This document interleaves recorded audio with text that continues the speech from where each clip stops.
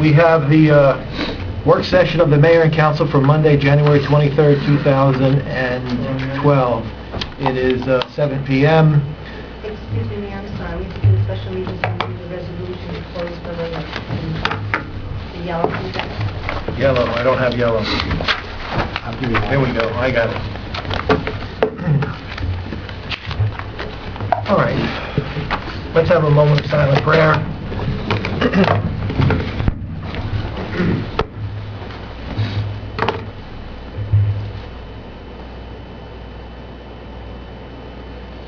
Let's have Councilman Mignon lead us in a salute to the flag.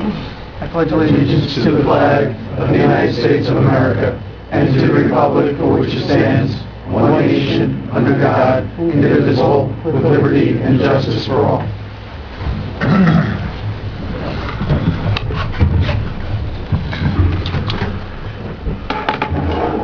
All right, this is the late opening 6:55 special meeting of the Mayor and Council.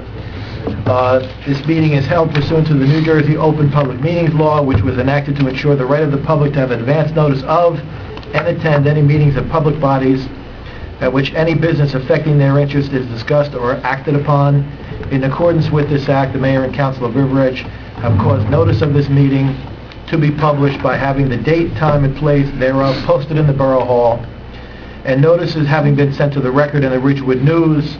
The mission of this governing body is to provide essential services through the implementation and establishment of public policy which will safeguard our infrastructure, provide honest, courteous, and professional services, and establish a sense of trust and accomplishment with our residents.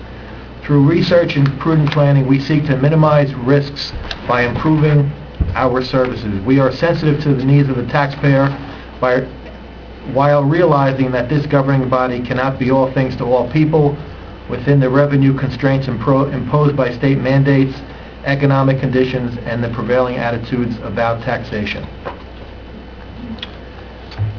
Roll call. Councilwoman Murphy. Here. Councilman Ford. Here. Councilman Porca. Here. Councilman Mignon. Here. Councilman Bartoloni. Here. Councilman Papaleo. Here. And Mayor Mascaratola. Here. All right, we have a resolution by consent. Resolution 12-71 is a resolution to close to the public and go into executive session. The executive session will be held at the end of the public meeting. The purpose of the executive session is to discuss police personnel and hiring. Do I have a motion? So moved. Second. All in favor? Aye. Any opposed? Thank you. All right. And we'll do that meeting at the end of our public meeting. All right, now we're going to go into our regular work session meeting.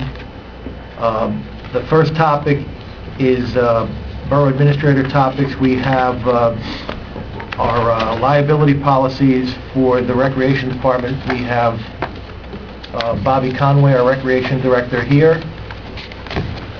Bobby, you want to speak to these? Were you going to have Bobby speak? Bobby can come forward if she would, because she has the detailed knowledge about this, but the information has been provided to the Mayor and Council. It was reviewed also on Saturday at the budget meeting. It concerns two policies that the borough has had for many years. The policies are for accident coverage, for recreation programs, and for the Central Athletic Council. These accident policies collectively would cost, I believe, about $9,300 in years past, and we received notification, or Bobby received notification, that the charges this year would be $55,788 for the recreation accident policy and $7,825 for the CAC policy. Bobby did an analysis of these programs, and she asked for a meeting with myself and Deborah Janetto, our risk consultant, and we met and we discussed. Bobby has, if I'm not speaking for her, made a recommendation that we look at canceling the accident policy for the recreation programs and after review, I'm in agreement with that as well. We also have some other information from our risk consultant with regard to reducing the cost of the CAC policy. But with that said, I'll let Bobby talk a little bit more in detail about these policies and answer any questions that you might have. Okay, if you do, I do believe, have the addendum. The next page should be a listing of the programs that are covered by the recreation policies. Now, mind you, this is accident policy, it's not liability. All of our programs are covered by liability insurance. What I'm looking at is it says Borough of River Edge Recreation Programs, and the first item is basketball, adult basketball. If you look at that page, this is the listing of the programs that are covered under this policy. And just to explain what these activities are, the adult basketball, if you drop down, in volleyball and soccer, are drop-in programs at the middle school for River Edge residents, men and women. They're drop-in, they sign a waiver and release, they play basketball, volleyball, or soccer. The softball is the men's and women's softball. They do play down at our field. Again, we cover them for liability, and this policy covers accidents. If you look at the tennis is the people who, it's the number of people who sign up to play tennis on a regular basis, just to drop in and play tennis. It's not tennis programs, they just play at our courts. Again, the bus trips, there's 3 of them.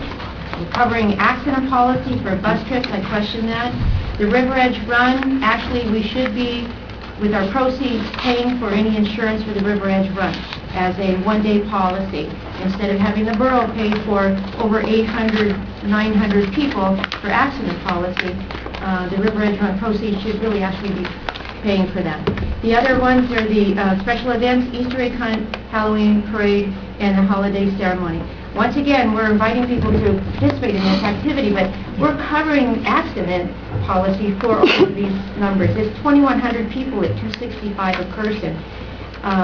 Since we do cover their liability insurance, if something happens, that would kick in. I suggest, that we do not need this policy for those particular programs. Any discussion? Kathleen? How many adults have been injured, do you think, like per year? Is there like an average? Average, maybe 1, and it's mostly softball. Women's softball? Yes.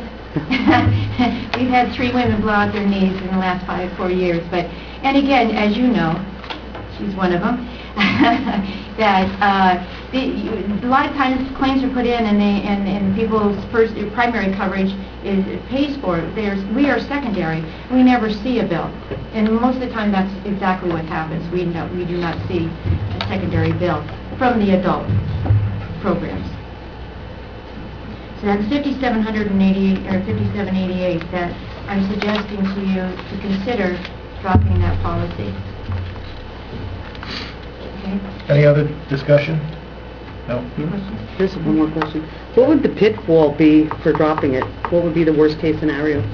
This is secondary insurance? Yes, it is. Mm-hmm. And you have no experience with secondary insurance. People haven't submitted any bills to our carrier.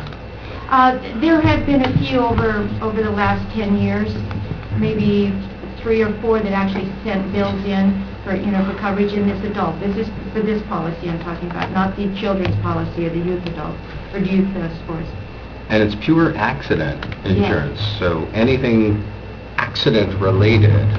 To answer the question, it's never a good idea to go bare on insurance, but if these policies haven't been called upon, no claim has been made in such a period of time, while that is not a predictor of what will happen in the future, I guess what the borough is seeking to do is to weigh how much money are we going to spend on a policy that we don't really use. So I think that's what it comes down to. I think the worst case scenario would be that the participant would end up suing us for damages. And in that case, we have liability coverage. The joint insurance fund would defend us on that claim. So that's where it could end up. Thank you. Subject to whatever our deductible is, right? Yes. purposes, and what's the purpose of the accident insurance to begin with? Well, I think, my personal opinion was this was probably done many, many years ago, probably based on an incident where a resident participated in one of our events and maybe didn't have health insurance coverage, and said, I got hurt, you know, it was your event, you should provide some relief for me, and went out and sought a policy, and, you know, it was reasonable at the time, and put something in place to try and help people in that situation. This policy goes back a very long time. Oh, yeah. I mean, in the last 17 years, we have not really had anyone that has been injured to a point where we had to use our accident policy on a regular basis. And that's for the recreation. The next subject would be the Central Athletic Council, which is the youth sports. And we have had claims on the youth sports, but that would be the other policy that I wanted to look at after this recreation policy too.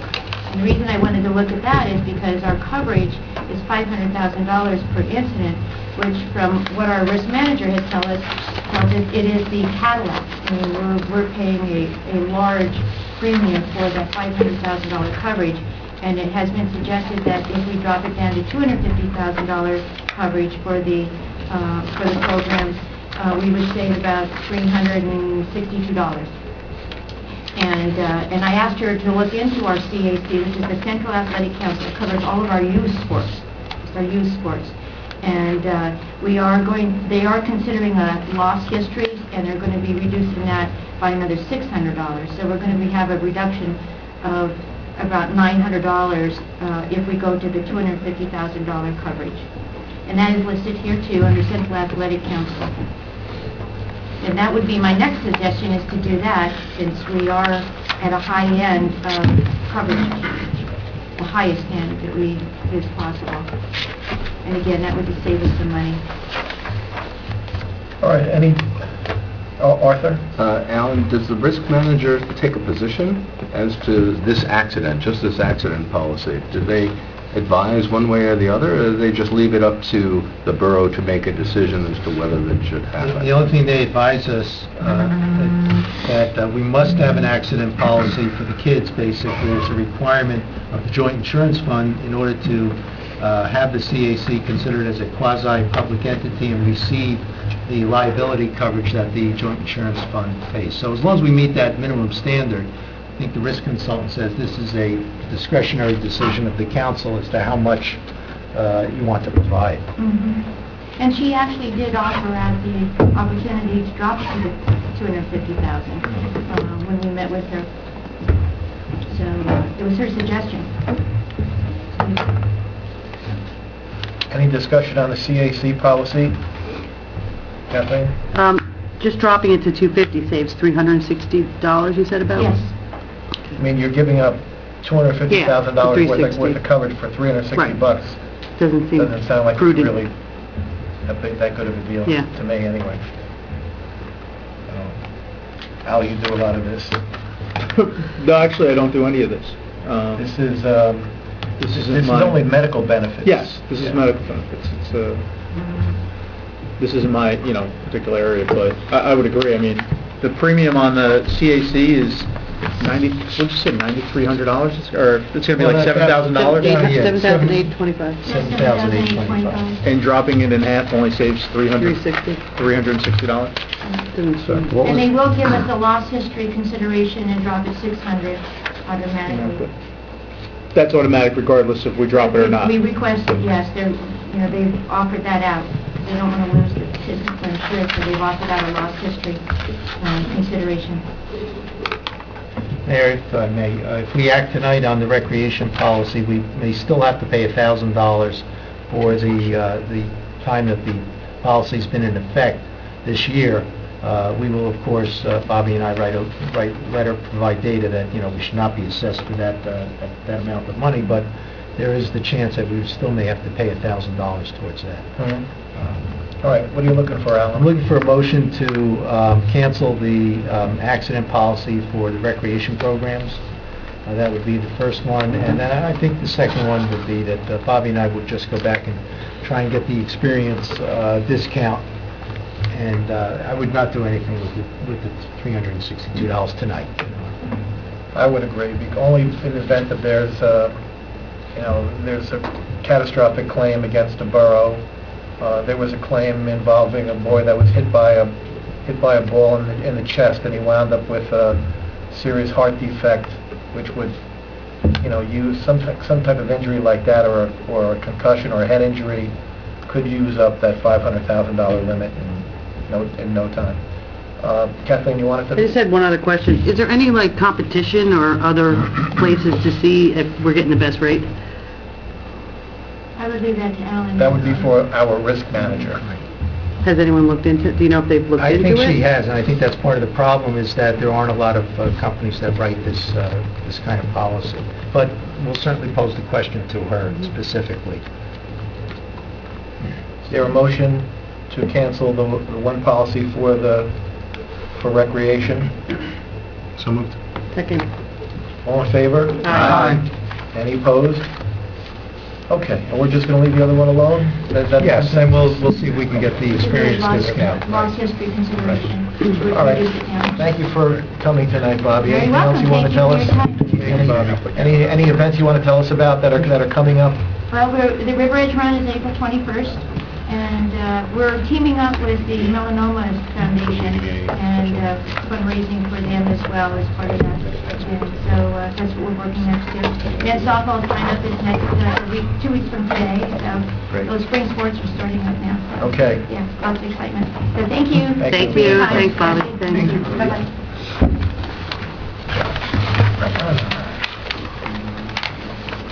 All right, we had another topic by Alan, Senate Bill 441, Assembly Bill 3625. Thank you, Mayor. If I may, Senate Bill 441 was the bill that limited the expenses increasing on shared service agreements by no more than 2% unless you went to the voters of both communities. We drafted a letter for the council's review. It was brought to my attention, I believe Denise brought this to my attention, that there was a conditional veto of that bill by the governor. And the governor has pulled out that portion of the legislation that had to do with this 2% increase and put in an educational piece instead. We drafted the letter. The mayor has looked at the letter and made some changes to it. We have put in a paragraph about the conditional veto. If you're still interested in going back to Senator Gordon and at least putting our concerns on the table in case this bill is reintroduced at another time, then we will have done that. So, has everybody seen the letter which went out on January 20th? Mm-hmm. In the governor's veto statement, he specifically raised the same issue that Alan raised, that it would be a disincentive for towns to enter into some shared service agreements if the yearly increase was above the 2% cap. But he thought that the bill was a good idea, it just needed to be refined a little bit. So hopefully, coming up this year, the bill will be reintroduced, and there will be provisions in the bill to allow shared services above the 2% cap if it's within the best interest of the municipality. All right, moving right along, we have... Go ahead. Sorry, Go ahead, Mayor. Alan. So do we have a consensus from the council to send this letter out on their behalf? So moved. Second. All in favor? Aye. Aye. Any opposed? Okay. Thank you. We'll get that done.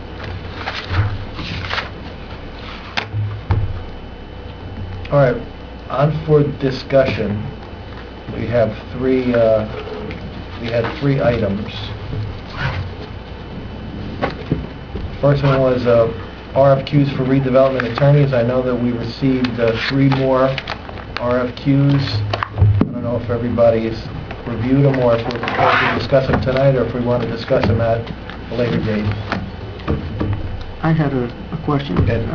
I was approached by another attorney who missed the original RFQ submission period, and I'm wondering if it's something we can still accept RFQs on, since the RFQ is not based on a formal proposal. Yeah.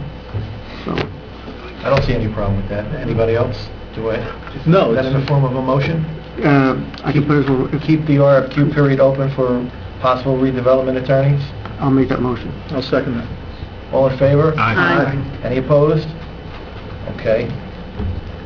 Next, we have Bill A 4394, moving the school elections to November. We have a memorandum, I think it's from today, from Sam Zareski. I'll turn a portion of the meeting over to Arthur Neese, who's sitting in, who can lead us through the legislation, if you want. I don't want to put you on the spot. I don't wanna put you It's on. fine. As did you, I expect, I received this memo today, and this is a complicated piece of legislation, or at least the implementation of it is going to be complicated. I'll tell you straight out, I'm not really well versed on it, but from what I can see in the memorandum, you have three options here as to how to proceed insofar as the school elections and the budget goes. Sam has delineated those on page 1 and page 2.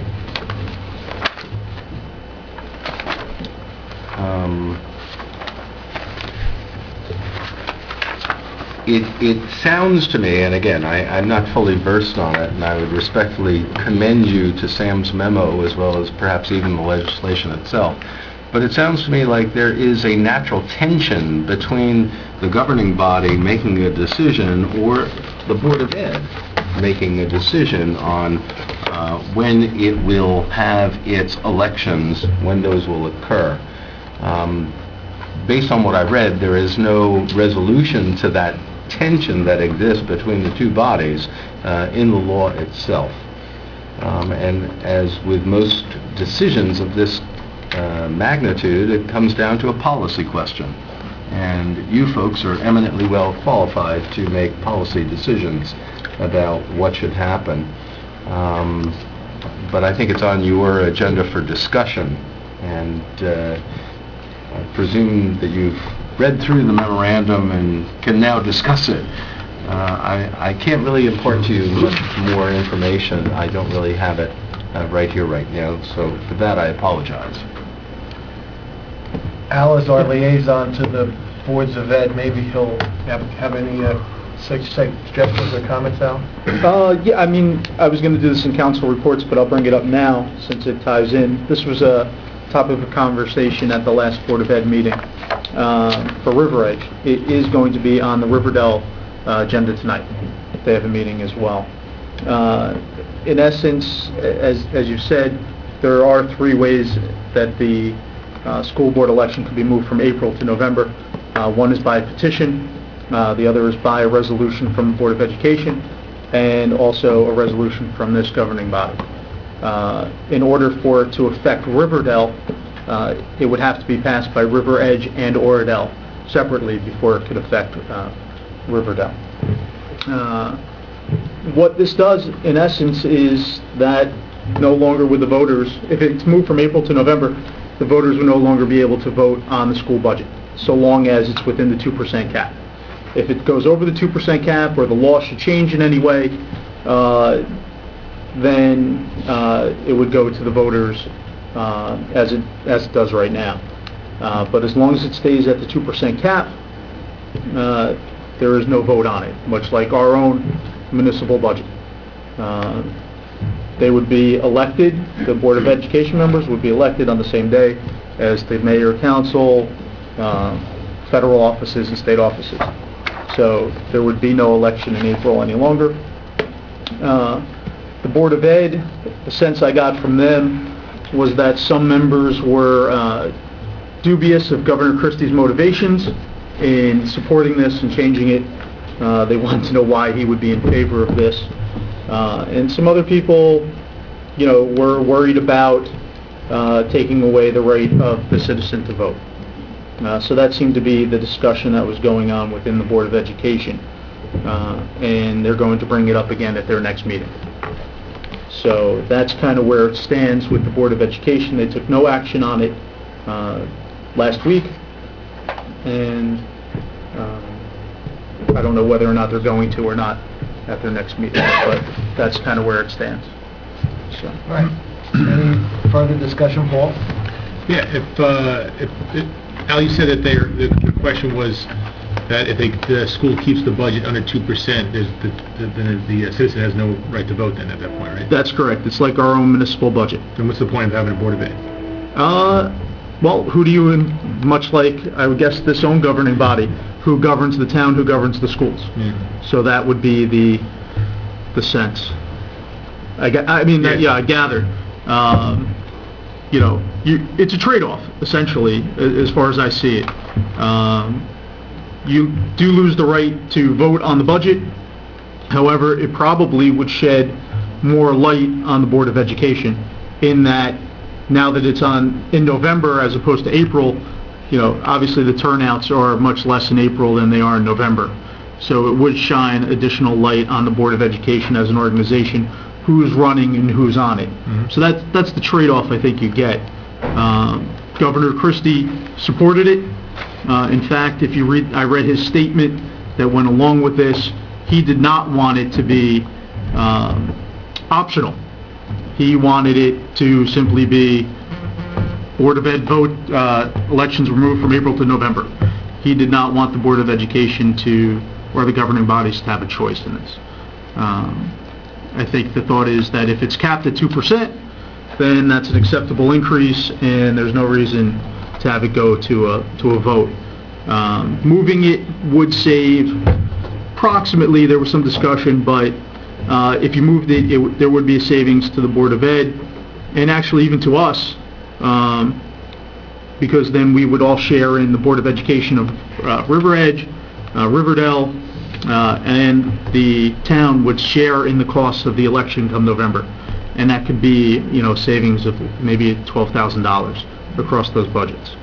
So that's where it stands. Any further discussion? No? Kathleen? The superintendent was in favor as well. So she did, for all that goes into the budget, having to put it out to the people, try to get them to pass it. 2% is not an outrageous number. They've been very diligent, keeping the numbers down. So it just would relieve everybody of a lot of angst. All right, well, I guess the Board of Ed will have to make a decision before It is on their agenda for February 6th. well before the April election. Otherwise, their budget is going to go before the voters for 2012. I'm told it's going to be on the next agenda. Well, Mayor, we can revisit it if they choose not to vote on it. Yeah. And one of the differences is 2% cap's a hard cap, not a soft cap. There are no exceptions. And Board of Education is also responsible beyond the budget for hiring and firing, curriculum decisions. Basically, the operation is run by the superintendent, but all decisions connected to the operation have to be approved by the board. They have lots of work. This doesn't reduce their work. And as I understand it, if you need to go beyond the hard cap, that amount would be brought before. But instead of, as before, where if you voted it down, you weren't voting on the budget. You were voting for the town council to review the budget. Now, if you vote down, it's gone. You're truly voting down. So if you go above the 2% hard cap, that portion would go on the ballot. And that portion, if you voted it down, as I understand it, would not then go to the council for review. It would simply be gone. And I think that's some of the reasons the governor likes it, because it's, instead of sending it to the town council for a review, it's simply ending the question, as I understand it. All right. Yeah. Johnny? If that's a hard limit, how do they accommodate? Would it then have to go before the voters in November if they wanted to put an addition or some sort of... Yes. So those would all have to be approved? Yes. In an Voted on. election? Yep. The other question, which I think Al brought up, is by moving the election to November, you're now putting more emphasis on who you're voting for, and because they're going to make decisions about whether they want to go to the... They don't have to go to the 2%. They make decisions whether they want to go to the 2%, and then if they want to go over it for whatever reasons, capital improvement or something, that would then go to an up or down vote. But wouldn't that open up the case, once you go over that 2%, wouldn't that open up the case to look at the 2% while they went over? My understanding, and I talked to NJEA, I talked to the superintendent of my school district, was the Board of Education in my school district did approve it last week. Okay, is that, no, it's a hard cap, and it's only that portion above the 2%.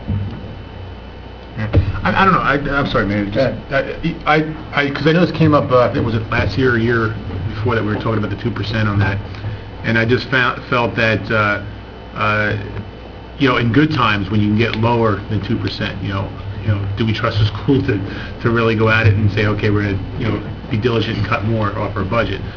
And listen, that's just, it's always the council against the school. That's always the format we always had. We want to give the most back to our town. Not saying the school doesn't, but I'm saying that that's always the, we're cutting that in our town. We want to see what you guys are cutting too. So I just felt when we were talking about the 2%, was it, what can't you see that we're not able to, once you can't vote on it, it seems like you're kind of taking the public out of it. What you can't see is that if there's a significant change in the school population, like suppose the school population shrank dramatically, and you still had a Board of Education who was giving us 2% increases every year, and you couldn't do anything about it, that would be a problem. It would be a problem that you'd have to, that there wouldn't be any solution for other than going to the Commissioner of Education. The executive superintendent, the county executive superintendent, has to approve the budget. So there's still a series of checks and balances. Once you've created your budget and the board's approved it, Board of Education, then it has to be sent to county executive superintendent appointed by the governor. If he doesn't like it, he sends it back to the district and says, you got to cut more, or you haven't budgeted for this, or you haven't budgeted for that. Then it comes back, okay? Then it traditionally would go to a vote. The misconception about the vote, it was never an up or down vote. It was simply a vote to send it to the local town municipal council, town council, borough council, for a review. And that council had the right to do nothing, to cut something. But even then, upon that process, if the Board of Education felt the town council cut too much, it could then appeal. So there's a whole series of, and what they're simply doing, but there was a soft cap, but now it's a hard cap. All right, the next item on our agenda is the sign management plan. This is a federal mandate by the government that every municipality has to have a sign management plan. They were a little ambiguous on what the sign management plan had to say, and that's an understatement, I think, according to Alan. There's no regulations adopted yet for the sign management plan, so Alan will explain what we have done to date to try to comply with the sign management plan, which I think has to be enacted by, what's the date? January 22nd. January 22nd, yesterday. Yes, Mayor, thank you. We haven't been able to locate a model, which we could certainly use to put this together. We contacted the League of Municipalities. They referred us to a website which had some information on it as to signage. After hearing about this on the 18th, the mayor and I attended a Riverside Cooperative meeting at which it was announced that this requirement was out there and we had to have this done by the 22nd. I came back and met with Lieutenant Curran of the Police Department and Tom Schick, foreman for the Department of Public Works, and we discussed what we presently do with regard to signs. So what I have done is I've drafted a plan, a management plan, based on what both departments do with signage. We've sent those plans back to the departments for their review, and I'm suggesting that we adopt this plan at our next public meeting with a resolution and make it retroactive back to January 22nd if we have any interested parties that might want to see whether we have this in place. The plan at that point can still be modified by the police department and the Department of Public Works. They would just have to make their suggestions to the mayor and council, and the mayor and council by resolution can change the plan. So this is by no means a final draft or something that should be considered, cut in stone, but I think it will assist us in meeting the mandate. The caution that was at the end of the League of Municipalities notification indicated that failure to meet the requirements might result in the withholding of some federal transportation funding, or more significant, result in non-compliance could be tort liability incurred as a result of an accident that could be attributed to non-compliant signage. And all we're agreeing to do here is to, when we replace signs, is to make sure they're up to federal standards. All right. Any discussion on this topic? Just, Al? by 2018, we would have to replace every street name sign also under that, Overhead signs, street name signs must meet the standard. which means they have to be reflective. Well, I think that needs to be examined a little bit specifically as to what their requirements are. It may have only to do with streets where there's a certain miles per hour on it. Some streets may not qualify. We may have some signs that meet that standard right now. So yes, there are these mandates out there that we change our signage to meet overhead signs, which has been done already on the county roads. We have the overhead signs at Midland, I think, in Howland.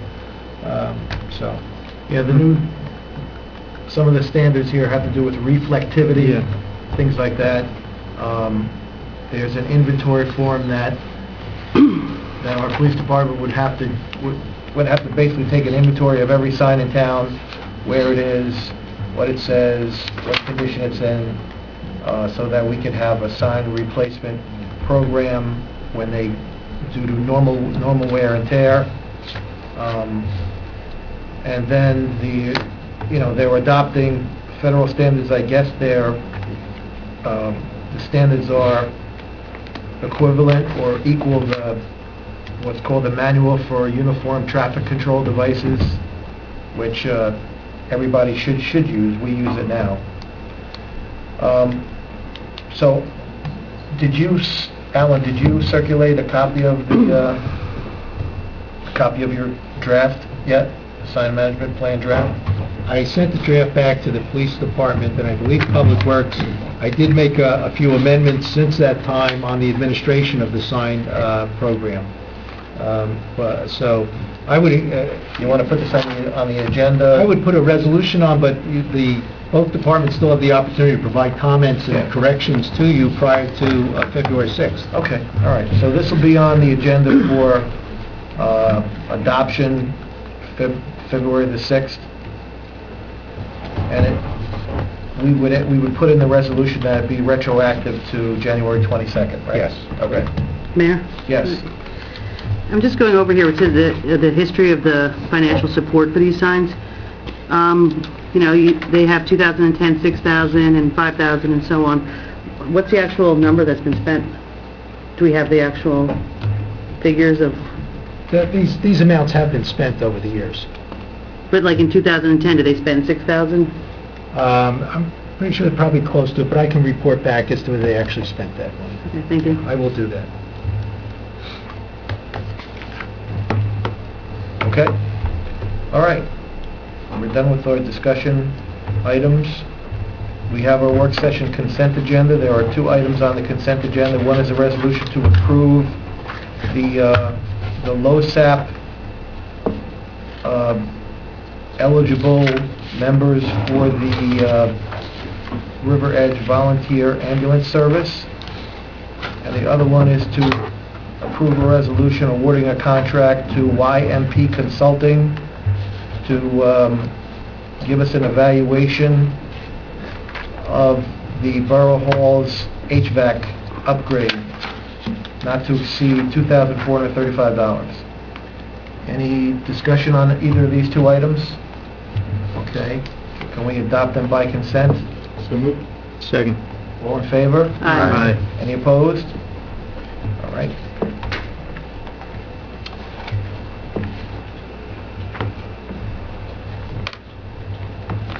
I'm going to, I don't have a mayor's report because I want to get right into our presentation that we have here from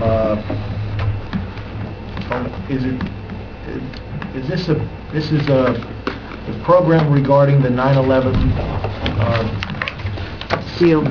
steel. Is that a program sponsored by the PBA? Yes. Okay. All right. Yeah. Is there any council reports tonight? I'll hold mine till later. Okay. All right, let's go right into the presentation. Number one, the Emergency Services Memorial. Mayor, thank you for letting us come to present this here tonight, Council. Mayor, these are a couple renditions from Let It Grow. Just want to pass them down. It's just a rendition at this point. As we got the numbers already tonight, actually presented with the numbers, we're looking to scale it back a little bit, as you see there, so it would not have a water feature. The whole 9/11 memorial and the steel came about, I guess, in the summertime. An opportunity presented itself to us. We had contact with the Port Authority of New York, New Jersey, who had items still in their possession from 9/11. It was in a hangar in JFK Airport.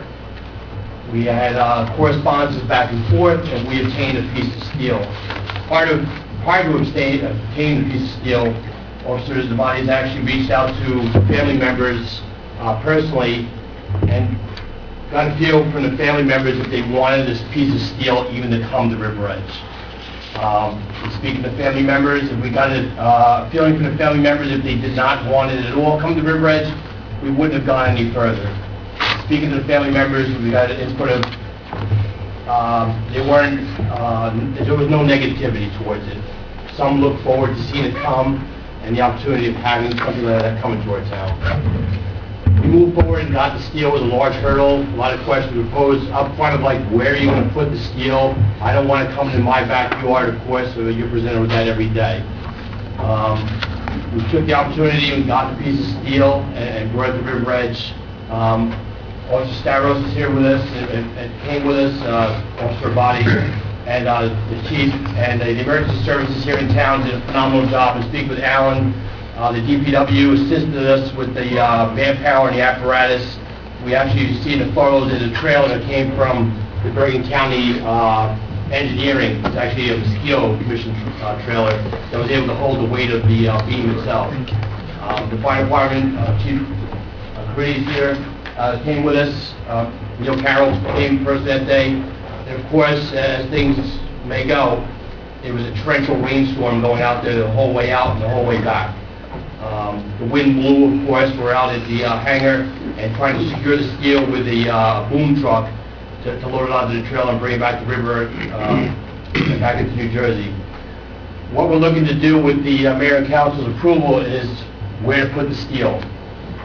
Initially, there were emails went back and forth with the 9/11 committee. We were not looking to step on anybody's toes. Everybody thought immediately that we were going to take this piece of steel and shove it right in the middle of their memorial. That's not the case, and that wasn't our plan from the beginning, and it still isn't our plan. We're looking for a parcel. We spoke to Let It Grow, their engineer and designer, looked at a couple sites. The beam is going to have to go vertically. Can't sit horizontally. If you could look through the video that we have to present to you, there's a cross that's cut out that actually the iron workers down at the pit, which they call over at the site, they cut out, if you see on the one of the slides, they cut out these crosses from the pieces of steel to present to the family members who were lost that day. Our piece of steel actually has that emblem, the cross cut out. It's a physical cross. And it's at the bottom of the beam, so it's going to have to go vertically. You can't invert the cross and put it any other way. How many feet from the bottom of the beam? About a foot at that. About a foot. It's close to the bottom. So you can't really submerge. As you can see, the bottom of the beam is probably right here. Wow. The beam, the approximate weight is about 3,000. Yeah, about 3,500 pounds, and it's about 16 feet long, so it's a pretty big beam. And width is about 2 feet. 16 feet long? Vertically, if you put it vertically, yeah, 16 feet high. Okay. There have been people presented different locations of, I think it's 111 Kinnecmack, the park of Kinnecmack in Maine. Right. 140, sorry. Also the library, in front of the library, off to the left side of the walkway, near the flagpole. The designer came, looked at the front of headquarters, and thought, if you look at the paperwork, right underneath these windows here, there's a parcel where he thought, clearing that all out and doing walkways up to it where you could actually walk completely around the beam itself and uplight it. The position we're at now is where we put the beam, we need a parcel of land, and the cost is going to be absorbed by the PBA. We're going to have a fundraiser coming up in the spring, so all costs for the install and the design plans will come from Let It Grow, but we'll be picking up the cost of material and design. You have this letter here that you said you contacted some of the family members. Why were their views mixed to putting it into the 9/11 garden? Why would they not want it there? Yeah, there were two families that were for having it there, and two families that were a little more hesitant. They just felt that, I think initially, before they had seen it, that it was going to be a twisted piece of steel that brought back memories from the day. I don't know that they've seen it yet. When we were coming into town, we had notified them that we were coming into town if they were interested in seeing it at that time. I can't say whether or not they've seen it at this point yet, but they were just concerned that the garden was more a place to reflect, and they didn't feel that the beam should be there. Like I said, we were not looking to put the beam directly into that park. In front of that park, to detract from the park in any shape, manner, or It seems form. kind of common sense to put it there, if it's What about all, the you know, library? yeah. Having that memorial there and have it somewhere close, not to detract from anybody's parade or take away from anything. We thought it'd be a learning facility, someplace to remember. Obviously, we're never going to forget, you could probably never forget where you were that fateful day. Because they already have benches there, so it's kind of like already, like, Set you know, up set up, yep. We also discussed the fact that since it's at the library has a meeting room, and it's a very good possibility for classes to go there, and it can be an educational thing, and then you can go back into the library where a presentation can be done. But that could be just as well here. Because you already have the war tribute there too, you know, right over there, so it's all kind of contained. Did the design call for, I saw the piece of steel when it came in on the trailer, and it's, a piece of rough structural steel. It's been exposed to the elements. Is the design including putting up the steel the way it is? It's not going to be finished in any way, right? We talked to the different entities about what you want to do to it. We were looking to have it preserved just like a soldier in Memorial Park, to have it preserved as it is, not to have it stripped down, repainted, because it's going to take away from the artifact itself. Yeah, that so we you want don't to preserve that artifact. So you don't plan on like sandblasting it or anything Not like at all. that? You're just going to keep it natural? Correct. Okay. That's right. Councilman Borgo has a question. Yeah, I'm not an engineer, so forgive me, but if it has to keep that, obviously you can't cover the cross, so only a foot and 3,000 pounds and 16 feet high, is it going to hold in that spot vertically like that? I mean, you get a good storm or whatever? Let It Grow said they're going to have to mount something to the base of that to actually hold that weight and hold it vertically. A concrete footing is going to be poured, and mounted to the concrete footing will be a support, just like a light stanchion, traffic light stanchion. Same, similar, and with bolts that are going to support it, and obviously the tensile strength is going to be enough to support that steel beam. So there's going to be some type of a plate or something welded on the bottom of it to hold the Correct. down. It's going to be two plates basically, and then what they're going to probably have to do is drill through the web of the I-beam and then connect the bolts. Like a footing, you have to dig down with footing, with whatever it is, rebar, to support that weight down below to carry it above. Take pile drivers. I have a question for Arthur. Arthur, cross is quite beautiful, but can we put this on public property? I was thinking that myself. It could be interpreted that that cross is espousing a religious symbol, and there could be some implication for that. I'd have to research that question, but... Because my Certainly. feeling is we didn't put the cross on it, the ironworkers did, so we're Absolutely. receiving the artifact as is. And I'm wondering if that, where would that leave us? Because I think this is a great thing, but... Oh, it's a beautiful thing. Yeah. But the thought occurred to me that there could be some religious symbolism there, and that might have implications. I quite agree that if the steel was, well, I guess the question is, you were given or you were allotted this piece of steel and this piece only? We submitted an application, well, actually did the submission with Officer Staros and Detective Breccia. We did the submission, unbeknownst to us, we didn't know that you had to specify a size. So when we submitted the original paperwork, when you submit the paperwork, they give you something under 250 pounds. It's like something they could give in a UPS box. It's like a dumbbell weight. So when they really sent us the pictures, we were like, wow, we're thinking something grand scale. We're getting a paper, something 250 pounds. We resubmitted, and when you resubmit, they basically pick a piece for you. You're not given the opportunity to go there. Actually, we went to the hangar. Officer Body was the only one, the sole person to go into the hangar and actually walk out and sign a paperwork that releases the document. But you weren't allowed cameras, anything into this facility, even to walk around. It is considered sacred ground, the hangar's at number 17 at JFK, and it was considered, quite a solemn place. They took it very seriously. And no, we didn't have an opportunity to pick out like, well, there's 5 pieces here, we'll take that one. No, it was assigned to us through the Port Authority in New York, New Jersey, and they basically, whoever submitted paperwork, you were basically given a piece, whatever that piece was. So we're given an artifact that happens to have a cross. Would that allow us then to put it on? It would seem so, but without a little bit of research on that question, I'm feeling a little uncomfortable about that. Just so you know, that it can be removed. You're going to have to get a fabricator to cut it. If that has to be an option, we prefer it not to be. But Of course. Obviously, legalities would have to...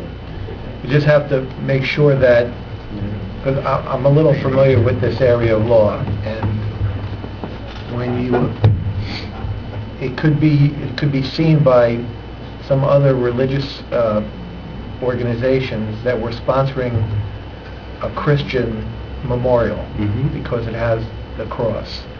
And once you do that, if there is any type of backlash from the public, like they do with Christmas decorations, you have to, when they have the Jesus and the crutch, you have to open it up to other religions, so that sometimes next to it you have the Star of David, and sometimes next to that you have a Buddha, and then next to that you have a Santa Claus, and you have to accommodate. Once you begin to accommodate one religion, you have to open up and accommodate everyone. So it's... If we didn't want to cut it, if we put the cross below the water line, so it wasn't visible. That was like the artifact itself, like, we didn't design it. Yeah. It's a part of history, and like, you could even go back into the history books that are written and see the iron workers at the pit cutting it. They weren't cutting anything, other artifacts or anything else out of those crosses. There was significance of that day. Yeah. They took it upon themselves. They weren't a priest, reverend, No, I mean, I really like this. a rabbi. I mean, like, they weren't out there doing it for any religious factor. Like, they thought it was the right thing to do, just like the 2 firemen thought, like, raising that flag was the right thing to do. No, I really like it. I think we should raise this question so that we don't run into an obstacle later on. I'd hate to, I mean, it's the beam itself, like, it's significant of that day, what happened, the events. And cutting it, I don't think the PBA would be comfortable being attached to cutting anything that's an artifact like that. I'd rather give it back. But the cross Yes, is balance. 1 foot above? It's 1 foot above, but like, even the designers said, like, that's something of significance that you'd want to have something intact of the day, the artifact itself. That makes that piece significant. Just 2 points. One, you may want to consider burying half of the artifact, which would lend to the stability of the piece, instead of having it all above ground. Have half of it below ground, half of it above ground. And that's just for general consideration. I'm not offering an opinion. But ongoing maintenance of the facility. Will there be any ongoing maintenance costs? Do you intend to light this? Is there landscaping? Who would take care of that if it's an outside? Is there any extraordinary landscaping that you're planning? There's nothing out of the ordinary. I mean, the spot we're looking at is right underneath the windows. I mean, whatever's under that window, I don't know how much maintenance goes into underneath the window, but that's probably been overgrown. You can't even see out the windows anymore. I mean, like, I don't know about the maintenance down there, but as far as the beam, if it has to be coated like a soldier, I mean, the PBA at some point would probably have to pick up the tab of, like, we're looking to maintain it. We're not looking to pawn that off on the town. As far as like the snow removal around there, I mean, like... No, but there may be, But just normal if there's planting- lighting, if you're putting another flagpole, if you're... No, we're just looking to put it, it's either gonna be benches and uplighting for the beam at night. That'll be doing maintenance of light bulbs. My understanding is that there's no more pieces being given out. The requests are finished. Whatever was Probably, I put mean, in, we submitted back in the summertime, and the pieces were few and far between. I read a few months ago that that was it. There was no more being given out. You're probably correct at this point. I think this is great. Just hope we can put it up. So, you mentioned 3 locations. You mentioned in front of the fire department, in front of the library, and 140 Kinderkamack Road. Actually, one location is right outside our windows here. Yes. When you go up to the front of Borough Hall, it'll be kind of like where the police sign is in the administration office, the library. 140 Kinderkamack, we really didn't want 140 Kinderkamack because there's no place for anybody to park, to walk to. I mean, I'm not looking to have an inconvenience for a family member or anybody to go visit the park. It's just not convenient for somebody to safely get there and sit there. Mayor, if I may? What about, I know it's been talked about down by the library, but what about Memorial Park, where the plaques are to honor the veterans and the statue?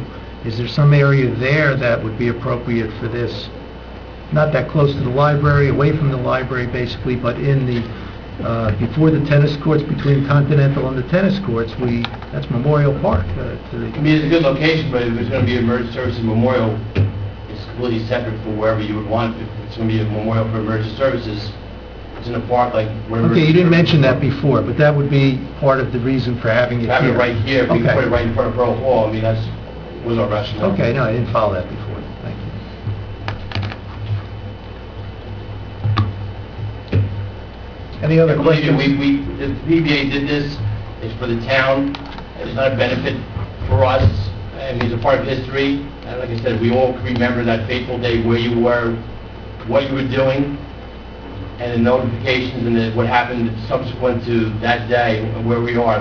And this was a piece that we've actually grabbed and bring back to River Edge for our residents as a service to give back. Like, we're serving the community, the fire department, the DPW, and look, we personally lost a loved one. I think I significantly would want something I could physically touch and actually, I can remember, and this is physically, like, that was the spot where my family member lost their lives, and I could kind of contact with them, and a lot of people didn't come home that day.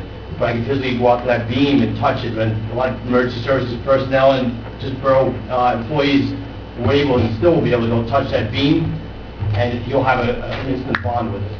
I mean, we were touched the day we went out there, and just touched the beam and rode it on the trail and touching it and having residue on our hands, like, what did we actually touch? Who did we touch? Where's the piece being stored now? It's down by Let It Grow. It's all wrapped up and secured for the winter. Okay. Alan? Just one more comment.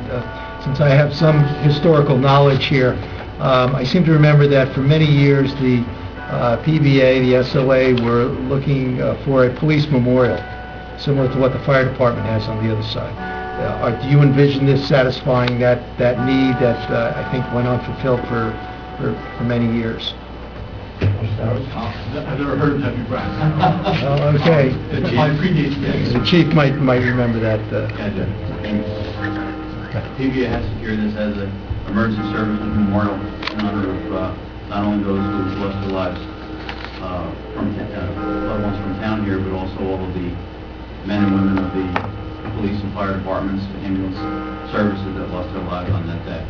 And it is a testament to all the emergency services. So there is that kinship with argument as well.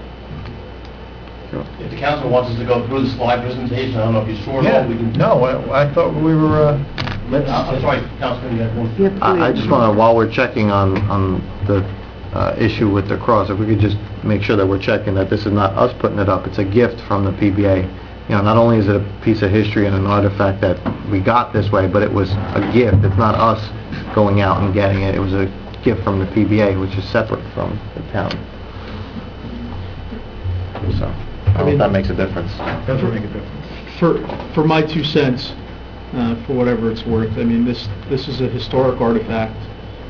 I don't believe it's an endorsement of any religious dogma or tenet, unlike Christmas, which is a religious holiday where Christians celebrate, the birth of Jesus Christ. This is not that. So while certainly we should seek a legal opinion, I'm not worried about it. I think it should be displayed as long as it can, engineering-wise, in its entirety. And if it's an issue and somebody has an issue with it, well, I don't know, that's political correctness just gone amok. And I'm not worried about that, to be quite honest. So I have no problem with that being displayed out here. I think it's a great idea, and we should be proud to have it. So. Chief, I'm going to recognize the chief.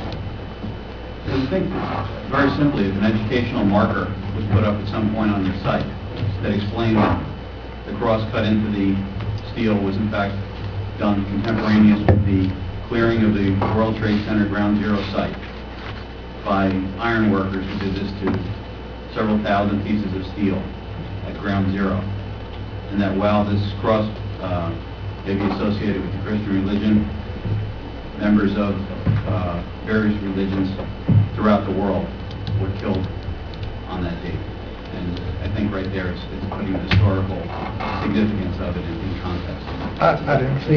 I would just from a strictly legal academic point of view, I know of a case where a firehouse had a cross on top of its roof, and it was sued, and it lost, and it had to take the cross down, and the town had to pay a bunch of money.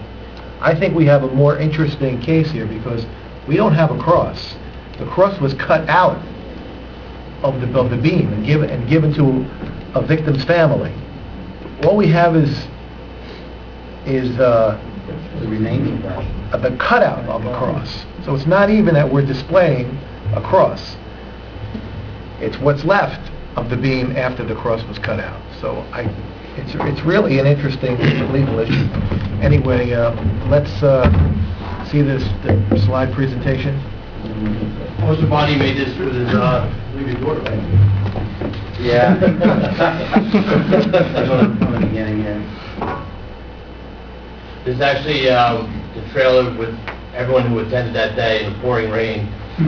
Was able to pose for a snapshot. You probably can't see the raindrops on the camera lens, but it's there. It was actually pretty ironic that it was raining, because I mean sometimes we can, as a baptismal thing, it was rained on and kind of gave new life to this beam which was coming to River Edge. It was very humbling.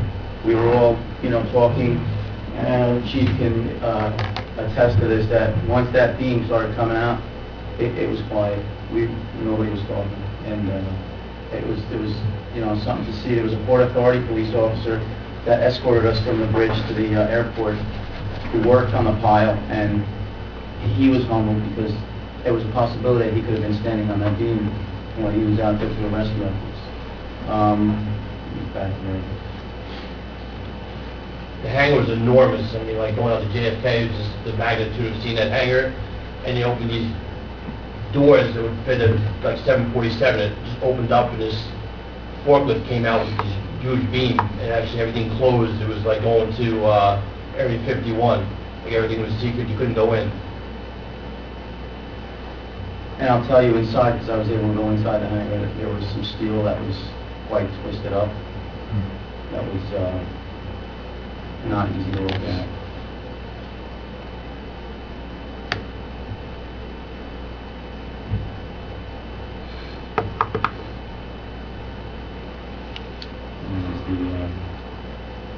I mean, you can actually see the bottom of the beam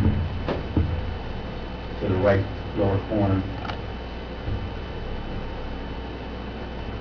And these are the renderings.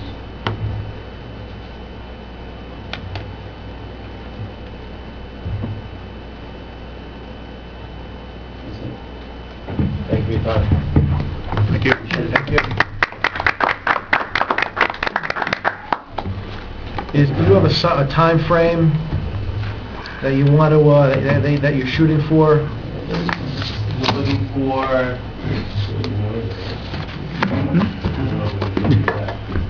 We're looking for... Yeah. We're looking I'm getting hand signals. I don't know what We're looking at the date of Memorial Day, but I don't know if that's going to happen, to have it actually at the unveiling. This Memorial Day? That's a little close. Okay. I just thought of one other thing. I know that in public schools, you can teach religion if you're using it as an educational event. So you can, and we do have social studies classes in many high schools throughout the nation that will talk about, the history as well as the dogma behind different religions. World religion classes do occur. So I'm wondering if that also if this is seen as an educational piece, I think so. would that improve or our ability to? I don't think so. To me, it depends on who, if we put that structure up and somebody decides that this is the town espousing a religious symbol, Sure. they're going to sue. Okay. And I mean, you know as well as I do, they will Right. sue to have the representation by the Jewish people, by the Muslims, by everyone else. They're going to want to have that. So the motivations that the town has and that these gentlemen bring here before you tonight, while that may be somewhat important to a judge, I think at the end of the day, it's going to be a question of whether or not the judge finds that there is the espousal of a religious symbol. Okay. We're supposed to just make it 8 o'clock. Paul? What do you need from us, Kurt? We're looking to have some type of firm location. If we're going to look into install a certain date, we just need a parcel of land to install it someplace, rather than having it sitting in a garage. Okay, do you want to give us proposals on it, or do you want us to just... We'd love to have it to go. I mean, our first choice was to have it at if you're going to have it out front, we'd love to have it out front here. All right. Can you submit something to us officially, saying these are the spots we like, and then we can discuss it? Absolutely. On a PBA letterhead. Yeah, let's do that. This way we can all look at it and have at least an idea. Instead of if not, I'll just get floated out into the wind somewhere. And we'll never... Absolutely. And believe me, we had no intent to pick a piece of steel. It wasn't our opportunity to pick a piece of steel. It was presented to us as an artifact. I mean, like it's a piece of history. Pearl Harbor, like when you built the monuments in Pearl Harbor, like what it is, those monuments there, the boats down below. They didn't open those boats. It is what it is. That's the monument itself. That's the beauty of having a monument. Those steel workers weren't thinking about religion when they were carving out those items and those beams. I bet you 10 to 1 those guys were hurting just as much and were lack of sleep when they were cutting them out. They weren't cutting out the Star of David. I mean, it's just something they thought, a healing process that could have healed somebody when they were picking up remains and picking up what was left of somebody, their comrade, picking up a beaten helmet. That's the one thing they're going to give back to a family. They thought that I'm going to pay them iron work, I'm going to give something back. And that's what they gave back. It is what it is. I mean, like I said, we didn't pick out the piece of steel. We're happy to get the piece of steel. I'm happy that the PBA was able to afford that. The chief helped us to spearhead. They're like, look, you guys can go out there with the fire department and all the emergency service and the personnel here in River Edge to bring it back for us. It's the residents of River Edge, not for a local, not for any individual person here in this room. It's for the residents of River Edge, and those residents that didn't come back. Thank you. Thank Thank you. Thank you.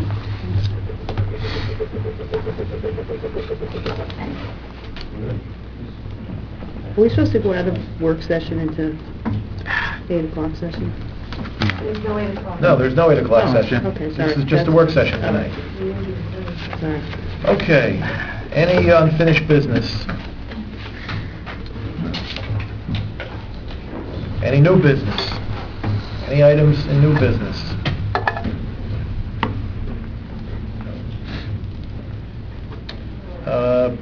Payment of bills, are we doing a payment of bill resolution tonight? We're not, right? No. Okay. All right, we can open the meeting to the public. So moved. There's a motion by Councilor Courts. Second. Second, all in favor? Aye.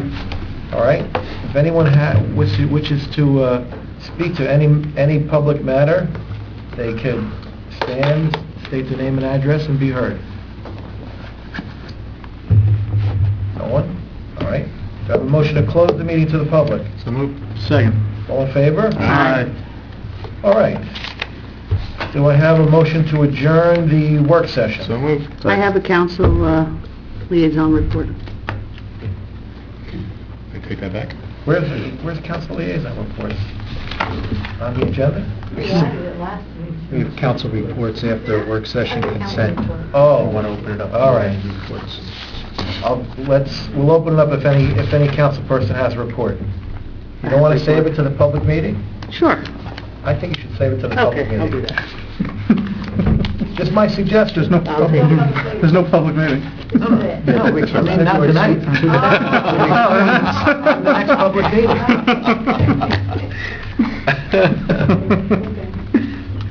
All right, so there was a motion to adjourn, it was seconded, all in favor? Aye.